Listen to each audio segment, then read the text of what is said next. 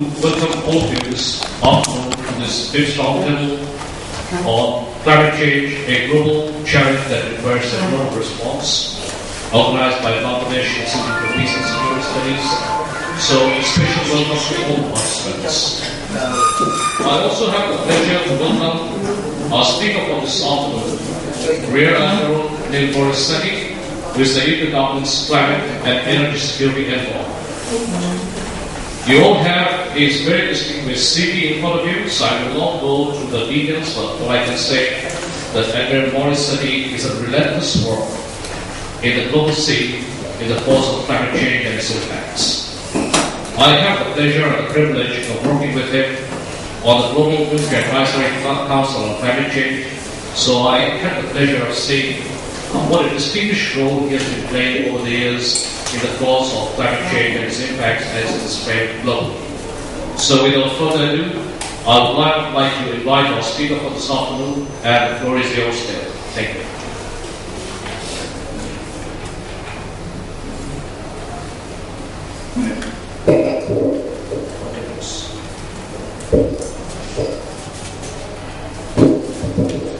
You can see as a donor also technology is not my strong point. Thank you very much for that introduction. I want to introduce my mentor, because in the last 3 years he has taught me a great deal about the issues about climate change. It's a very long time since I studied this at university in the 1970s, and at that stage we were predicting a mini ice age rather than global warming and increased frequency of extreme weather events. I'm absolutely delighted to be here at the Institute. This is my third attempt to get here over the last 2 years, and I very much appreciate the opportunity. I've been kept in touch with all the work that's been done. I get regular emails, but actually to be here is very important because I've come here to learn. I'm afraid those who bought a ticket on the basis you're listening to me is be sold to you under false pretenses. What I hope we'll have is a discussion which allows me to offer you the UK's perspective on these issues, but also, as the last event in a relatively short visit to Bangladesh, for me to gain a greater understanding of your perception of the issues, the priorities, and how we can all work together to address what I think is very much a global challenge that, as I said, requires a global response. It might seem slightly strange to have a serving Admiral in the Royal Navy addressing an issue which is traditionally been seen as one that relates to environmental issues, socio-economic issues, health issues, but not necessarily security. And it certainly does relate to all those points, but I think increasingly around the world, particularly in the last 5 to 10 years, we've seen that amongst a number of new and emerging threats to global stability, prosperity and well-being, climate change starts to play a part. Not as a direct cause of conflict, but as a threat multiplier, or something that could increase the risk of conflict or instability, and by virtue of the fact that it is going to affect the whole world, it's an issue that we all need to address. A number of countries have done work on these issues. It was reflected in our National Security Strategy in 2010 and our Strategic Defence and Security Review that followed that. But beforehand, it had been debated in the UN Security Council in 2007, and some of you may have read a report from a Washington think tank called CNA. Their retired military officers, the Military Advisory Board, talked about climate change as a threat to national security. And since then there's a lot more work. And again, last year the UN Security Council was debating these issues. But why do I think it's a global issue? Try again. One left. That slide, which is a very simple picture, and taken from work done by the UK Ministry of Defence Development Concepts and Doctrine Centre, highlights the parts of the world where we see stress, which is more than just those, that's not reproduced very well on the screen, it's more than just the voltage around Africa and the one around Asia. It's a belt that runs from South America, Central America, East America, through Africa, across Asia, and out into the Pacific. is an area where we see stress today. Food, water, health, demographics, challenges that are often presented problems to the countries and their governments who may not have the capacity and resilience to look after their systems, and that is reflected in those red flashes which indicate where we've seen conflicts in the recent past, both between countries and intra-state. But it's also an area where climate change can have its greatest effect.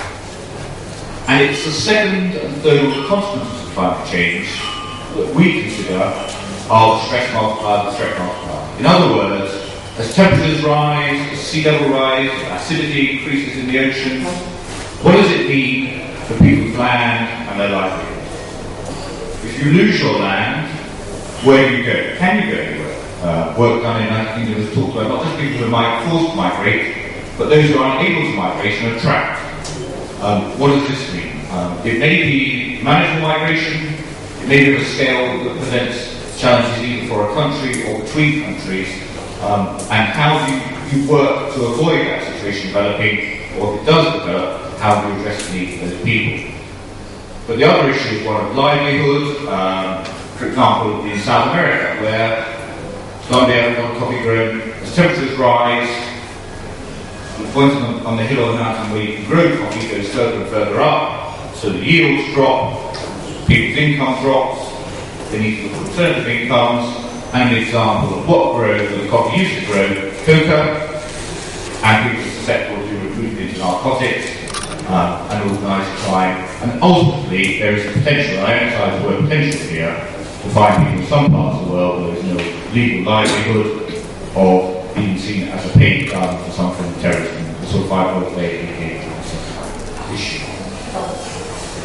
The black lines are the world's trade routes, and they're on to indicate how globalised the world we are, how joined up the world we are, how we're all dependent on movements through those parts of the world where those stresses exist and those areas of instability exist.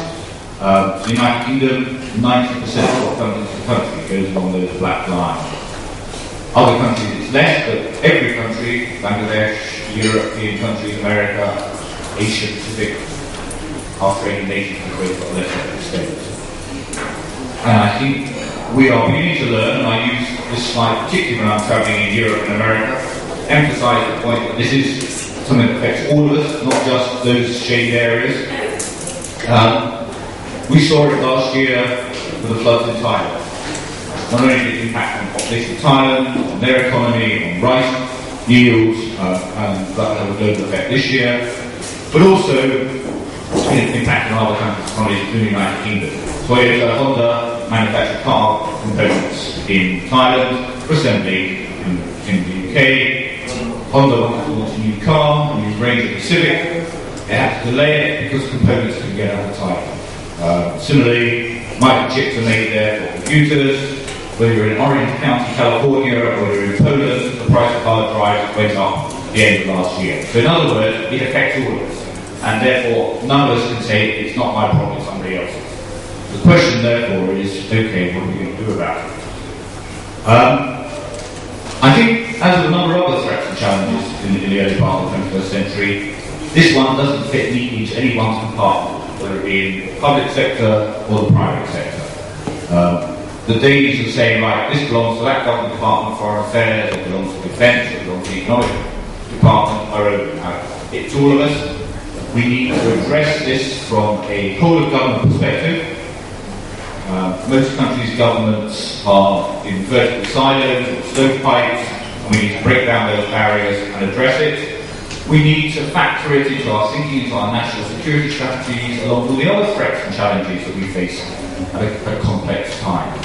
We need to look at getting a better understanding of how the impact will be felt in different countries and how it will manifest itself, how people will react, so that whether it be bilateral engagement or wider international funding and other issues, that the priorities can be addressed in order to reduce the risk and increase capacity and resilience in countries to deal with it. That requires an analysis which I don't think is yet really in place, There are lots of bits around the world. The more we can share that analysis together, whether it's based on practical experience or through the academic rigors or through organisations like your own, bringing it together gives us a better chance to achieve that. What we do not need to do is wait for 100% certainty. We don't wait for 100% certainty in any threat. If I told you there was a 10% chance of bombing this room, you'd expect me to do something about it.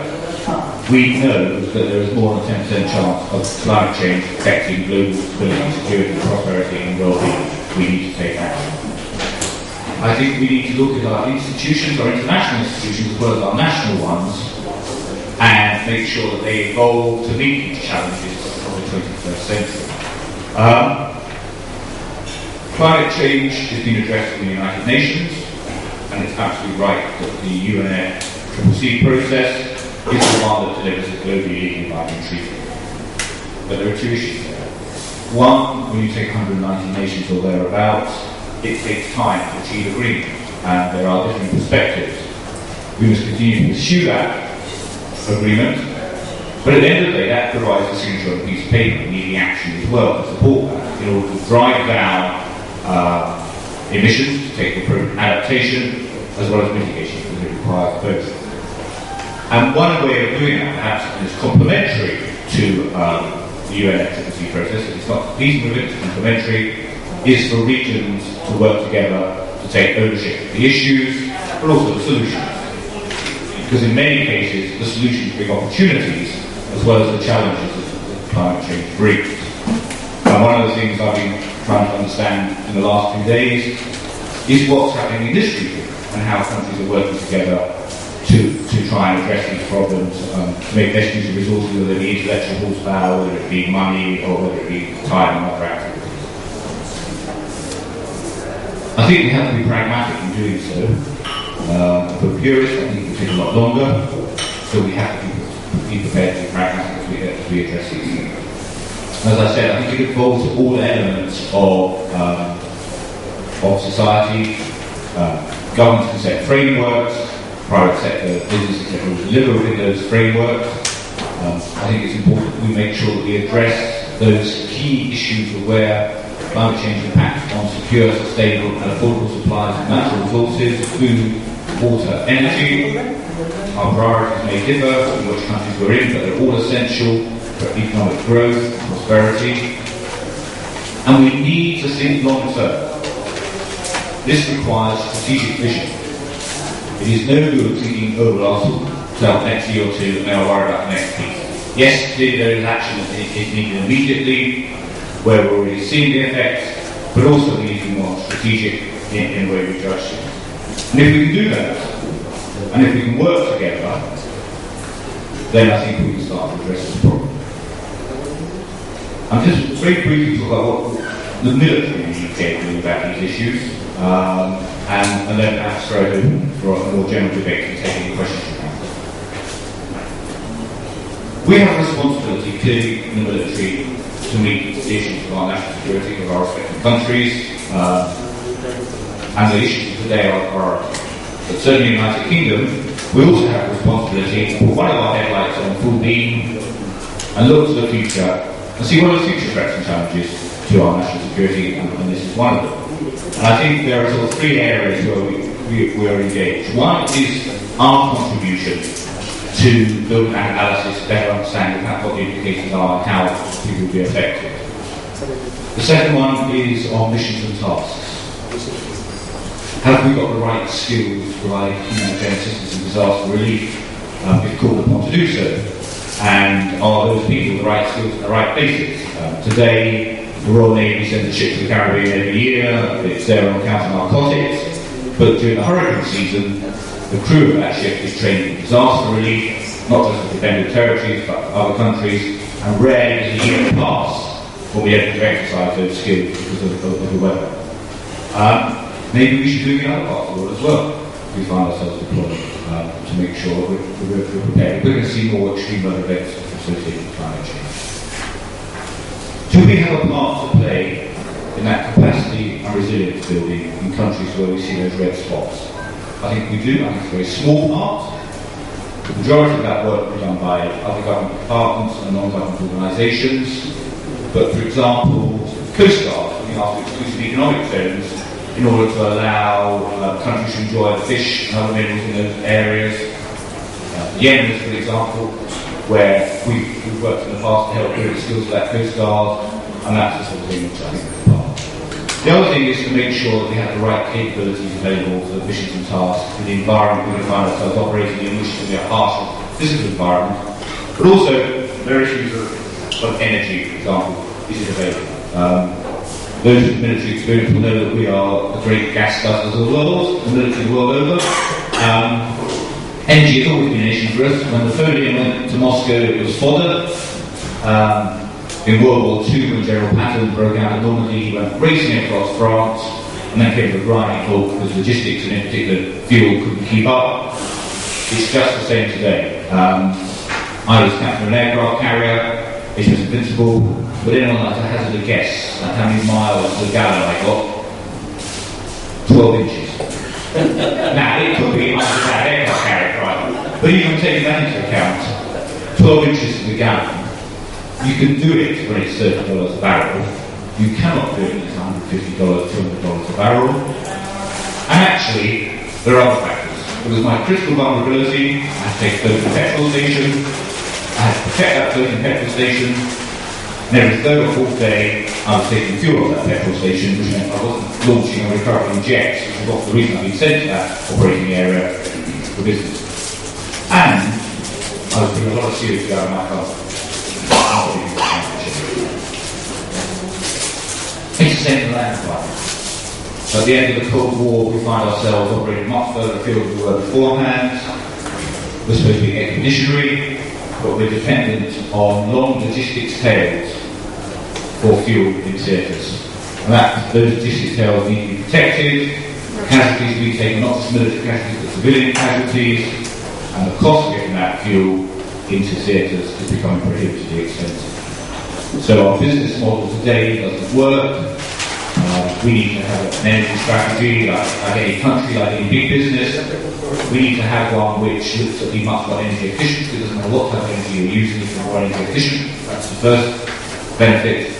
But we also need to look at different types. And if you look around today, you'll find American military, UK military, and others using renewables where appropriate to charge batteries, solar blankets, photovoltaic cells. Changing behaviour, and also the future of our technical equipment to factor in the cost of energy throughout the life and understand that. Now that business model, which is about improving the way you do business, reducing your costs, reducing your risks, actually I think has applicability far wider than just the military, which applies to society as a whole. We'll always need a hard-edge warfighting technology. I think we'll always use diesel fuel, or new diesel fuel for the future. But we need to recognise our part of society and understand and make judgments on the types of fuel that we use. Not only is it about our capabilities, but it's about what we've done in the context of the likes of climate change and other issues. So I talked about how we see the UK as a challenge, and what I think needs to be done in the sense of both domestically and internationally, and the fact we need to adapt our institutions to do so. But now I'd be very grateful to hear your views and broaden my understanding of it from a perspective. And what I've seen in the last 76 hours and heard about is that clearly Active has done a lot to adapt to some of the challenges, particularly from the extreme weather events and the natural disasters. The challenge now is how we can move forward beyond that, and with whom, what aid, what assistance to do so. Thank you very much.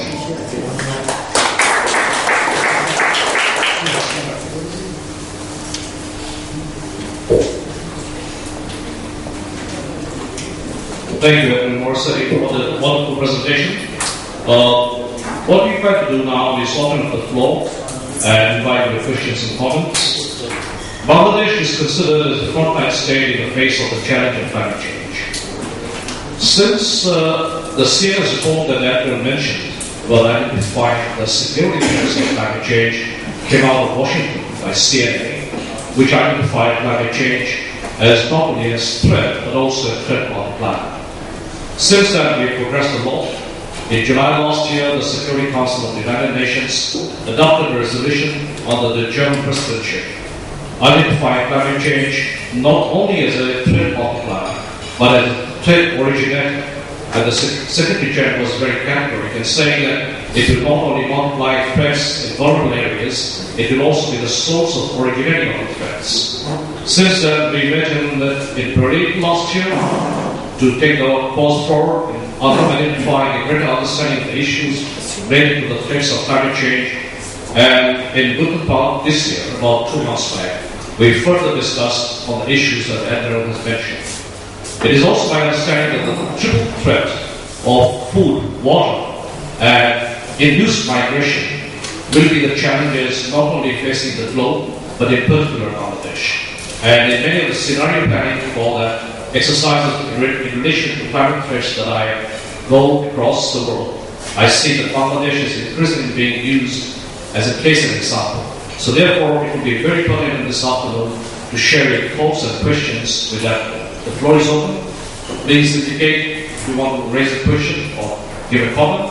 And please identify yourself before doing so, so we all know who you are. Dr. Selim, please. Yes, we have a roving microphone.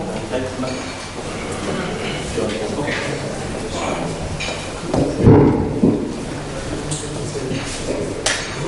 Thank you very much, General Mulisoma, and thank you for inviting us, and Admiral Morris. My name is Salim Haq. I'm a Senior Fellow with the International Institute for Environment and Development in London, and also Director of the new International Center for Climate Change and Development here in Bangladesh, being set up in joint venture with IIT and University here. I'd like to make one comment. I'm a climate change adaptation expert, not a security expert, so I come from that direction. And so my thoughts may be somewhat naive in terms of the security threats, but I think in a larger sense, one is talking about, in security terms, about this challenge of climate change, about who's the enemy. Militaries want to know who the enemy is. And in this case, we have competing narratives about who the enemy is. One narrative is that the enemy is the time, it's changing, and that we as humanity, 6 billion people on the planet in 190 plus countries, need to step together to face that challenge, work collectively.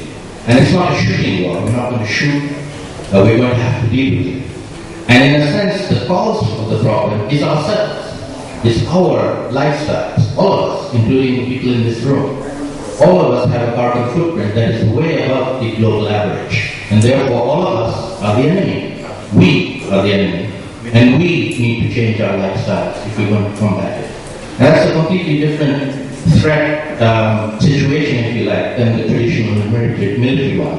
However, there is another competing narrative that you have to be careful that we try and avoid, at least I think we need to try and avoid, which is to think of it in terms of countries. If you do that, then there are certain countries, namely the rich, that can be identified as having been the cause of the problem. And there are certain countries, namely the poor, like Bangladesh, can be characterized as having been the victims of the problem. And if you have this narrative of perpetrator countries, the rich, and victim countries, the poor, you have a very different perspective about who the enemy is. The enemy is you. The enemy is the rich countries. You have not taken care of this problem. You have caused this problem. We are the ones suffering this problem. This is a very strong narrative and very difficult to combat because it has a lot of truth in it. But how do we overcome that and make it a collective enterprise is, I think, the biggest challenge that all of us are going to face. Thank you. Thank you. Ambassador Baru, please.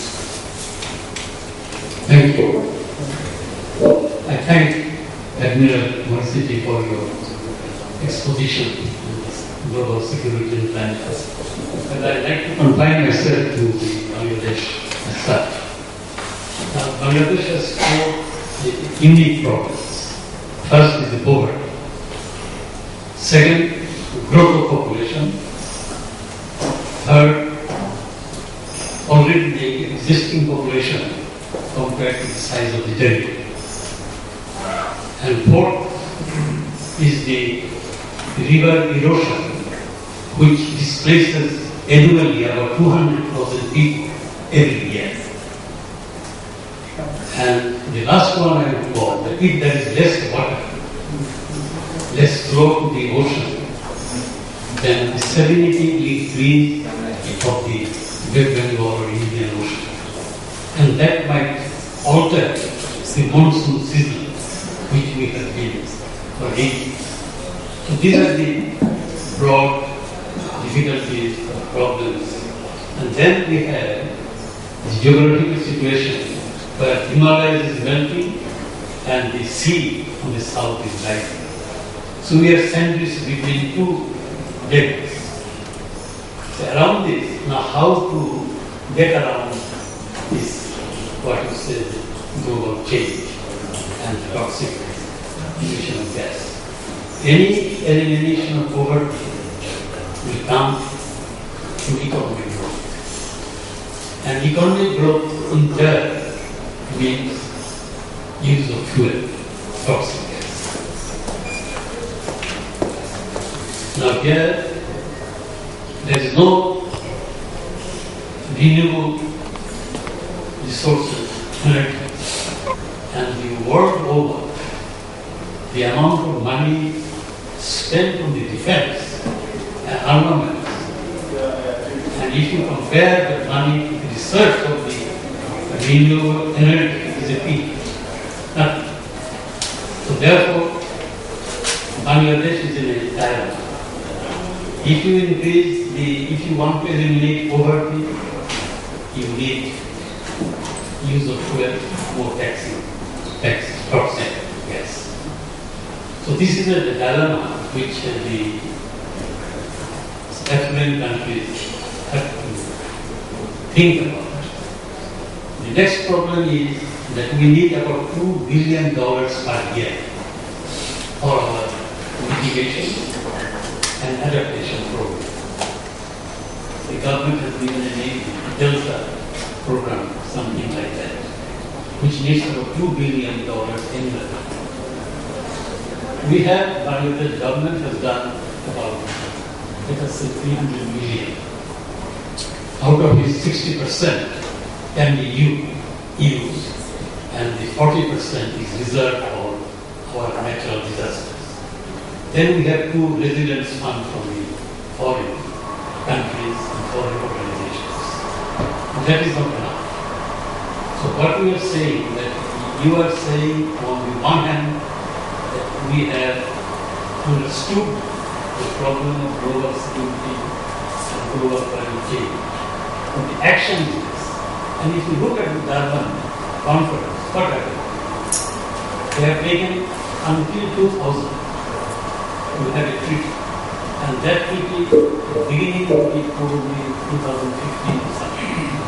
And there also, Brazil, India, China, though they came on board, but I do not know how fast they will be able to get mandatory regime of toxic change.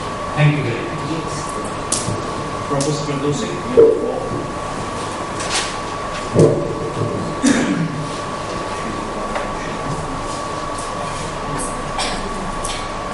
Good afternoon. I'm Ferdowsi Begum. I'm one of the negotiators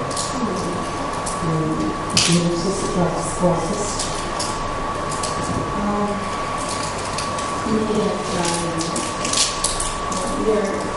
I think any adaptation or anything we are talking in terms of climate change, we are basically asking for money, asking for funds. For adaptation, for migration, security, that these are daily security, climate change.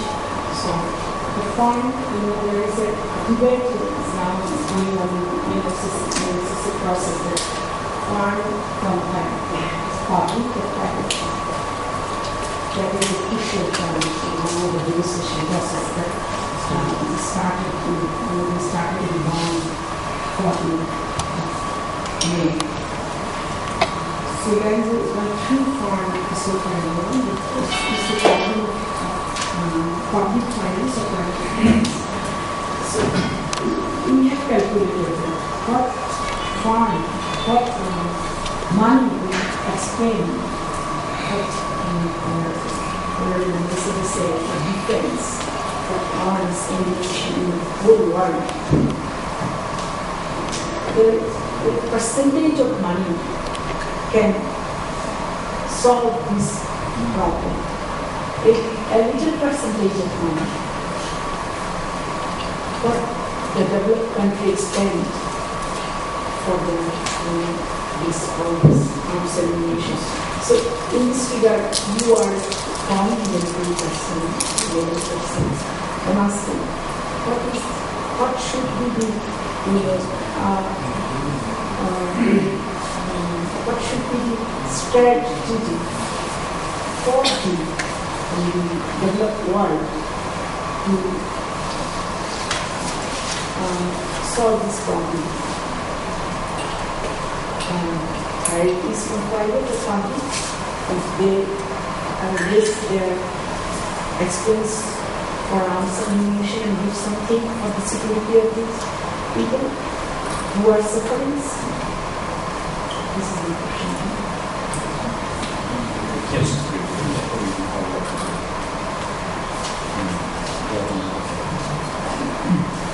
Thank you very much. I think if I start with the first question, and you're absolutely right, there's two debates, and very understandable for people in a developing country to look to the second debate for their arguments and their views. And I think most of those in developed countries, not everybody, recognise that the manner in which we have developed is part of the cause. I mean, it's not exclusively, but it's certainly part of the cause, and the human impact has accelerated that climate change, and the problem is compounded by the fact that whereas in the past the climate has changed, the population will be much smaller, and we have that issue. But the reality is we're going to make progress with what I articulated the first debate. And part of my role, as much as it's about understanding issues here in Bangladesh, here in parts of Southeast Asia, in other countries that are markedly affected by climate change, are vulnerable, as you said, on the front line, it's about going to countries that are not going to feel the physical effects of climate change for a very long time, and it will be very small. Not only am I Minister of Defence, I'm also the Foreign Combat Officer and also the Department of Energy and Climate Change, to try and bring that messaging across a broader piece. And to make people understand that just because we're not affected directly, that doesn't mean the indirect impact will not manifest itself, whether it be in disruption of trade, whether it be, for example, instability, increased prices for natural resources, or whether it be through migration of populations. And to explain to you, don't just assume people move to the next country. The distances people will migrate are quite phenomenal. And it doesn't matter where you live, there is potential for those issues, and putting pressure on your areas. And we do need to adapt our lifestyles. That doesn't mean that we need to penalise those who have not yet been through the development process. We've just got to find another way of doing it. Put bluntly, don't make the same mistakes we made. And an example of that is countries who want a telephone system. We chopped down trees, we ran copper wire, and we introduced the UK telephone system, the European ones. A lot of countries have found out actually use mobile phones a lot more effectively and without some of the damage. So that's a very simple example. But the key to this, about these changes in behaviour, is about education and getting that message across. And talking in a language that your audience understands, with a message that resonates with that audience, is delivered by a messenger they feel comfortable to have that message delivered. And talks about the opportunities, not just the challenges, but where those opportunities are. And in doing so, a recognition that we must maintain commitment to international funding. As you're aware, the UK government is cutting public spending in the UK very heavily, to the point at which the British public are sort of saying, up with this, I've had enough. Tomorrow in London there'll be a big demonstration from public sector unions about these sort of issues. But at the same time, we're maintaining our commitment to 0.7% of our gross national income, not only to alleviate poverty, but to build capacity in some of those countries where they don't have resilience to look after them. What we're not very good at, and we need to get better at, is explain to the British public why we're doing it. When we're not spending money on schools and hospitals in the UK, but we are in other countries. Because it's a globalised world, it's a globalised issue that we need to do.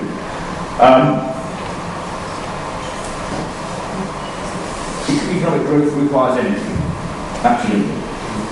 And in some instances, we may have to use some very traditional ways of generating that energy. But there are other ways as well. Gas is less emission intensive than coal and oil. Nuclear. There are issues associated with nuclear power, and it depends. Each country at the end of the day will make a judgment on what it wishes to do. It's not for other countries in any of it to tell people what to do in their country, but it is important that you outline the options. And where appropriate, I'm recognising today that the costs are high, but they're coming down. Off-grid renewables should, over a period, should be exploited. Each country, to a greater or lesser extent, has renewable capability. The sun here, in the delta, tides and other issues can all be harnessed. But today they're expensive. They're expensive forms of energy, but they're becoming cheaper. At the same time, traditional sources of energy are becoming more expensive.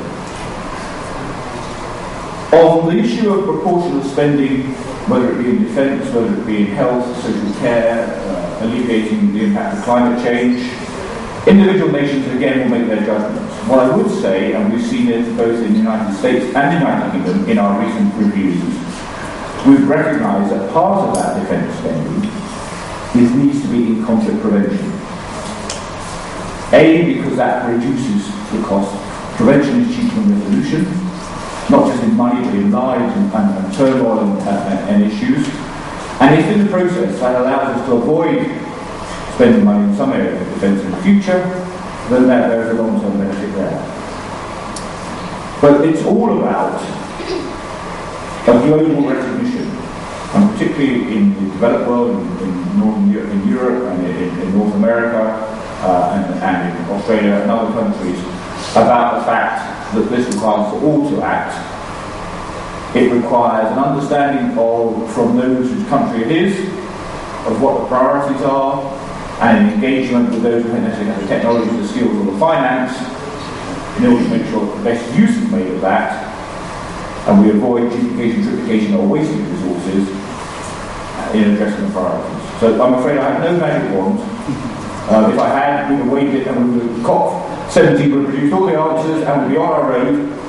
But actually just signing the treaty isn't enough. It's delivering against that treaty, and I think the private sector has to play a part, because governments can set conditions, they can set a framework, but the reality is it's the private sector that will deliver against that framework and allow us to achieve that driving down of emissions, parts per million, generally we want to measure it 2 degrees, in order that we can address long-term climate change. At the same time, we have to adapt for that which is locked in the system, and that again requires a partnership to achieve that. We'll take the next set of questions, and the first, the floor is to Mr. Chaudhary. Thank you.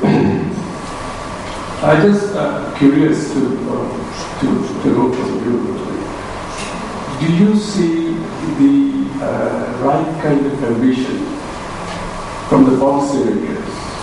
When I say policymakers, I'm of course talking about the developed countries, US Congress, and the obstructionist groups that is working against environment.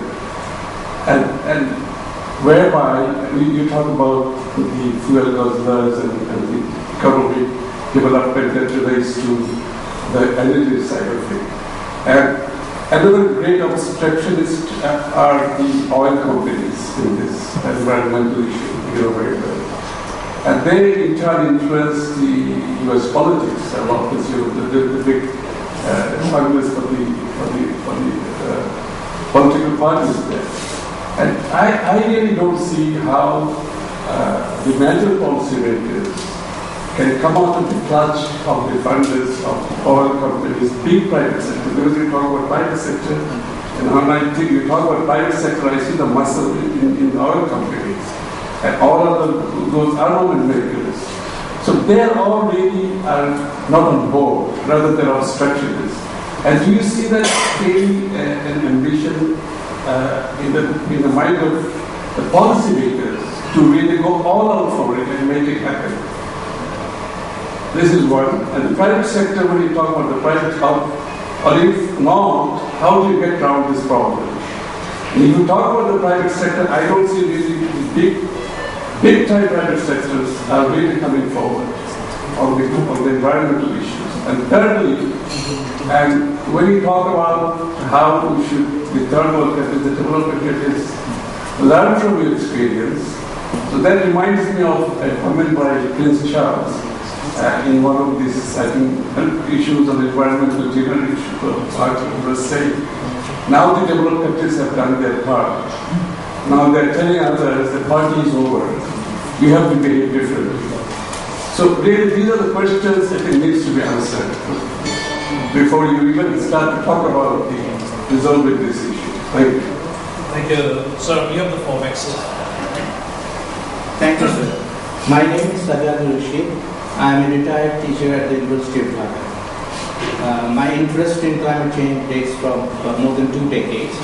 I'm really happy at the title of the seminar today, The Global Challenges That Require Global Response, because it is indeed a whole challenge for the whole entire humankind. It's not for the rich people or the poor people. I do not subscribe to the argument that the rich people have done the dirty job and that's why we're suffering. It is true, but there's no point in the blame game here. We're all in the same soup. If we were a rich country, we would have been doing the same thing what the rich countries have done. If we had enough coal, like India and China, we would have been burning it for the last 20 years or so. And we would continue to burn like India and China would like to do it. What I'm trying to say is this, that it is a global problem. We have to think and act globally and at the same time act locally. Bangladesh is a frontline state in terms of climate change. It's a small country. But the added to climate change, the bigger problem is that climate change would lead us to a more poor situation. The poverty eradication problem will be slowed down because of the climate change. There will be more landless people because of the bank erosion. There will be more landless people because of the coastal submergence. We have to face those problems. That is adaptation, of course.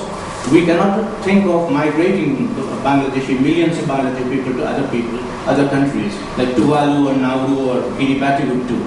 We have to live here, but we have to adapt in such a way so the technology helps us to do it. For example, just to mention that we have some success stories also. There have been 3 different types of rice species which have been developed. The salt-tolerant species for the coastal region, drought-tolerant species for the northeast region, and the submergence-tolerant species for the deep water rice field. So these are the experiments that we're going on, and we need financial help for that in order to adapt, in order to develop new varieties so that people can be fed, and at the same time develop some kind of non-farm economy in which people can get off the farms with the farms which are not cultivable anymore and get into the growth centers. For that we need also funds for hard structures. For example, there have been studies which indicate that the boulders along the coastal regions, if they are raised by 1.5 meters, the lot of water which will be submerging the coastal region could be prevented and some land could be saved. So what I'm trying to say is this, that it is a global problem, requires a global response, but we as a small nation with a very huge, large population and 40%, below 40% people, less than 40% people are below poverty line. So we need to act locally, at the same time need financial and technological help from those who can afford it. Thank you, sir. Next question, Mrs. Mohammed, please. Thank you. My name is Hassan. I'm sorry, I missed most of the presentation, but I can almost guess what you might have said. So my comments are based on that assumption, and I expect that you cannot. You must have said we cannot protect just England or France or USA. Our planet is shared, and so.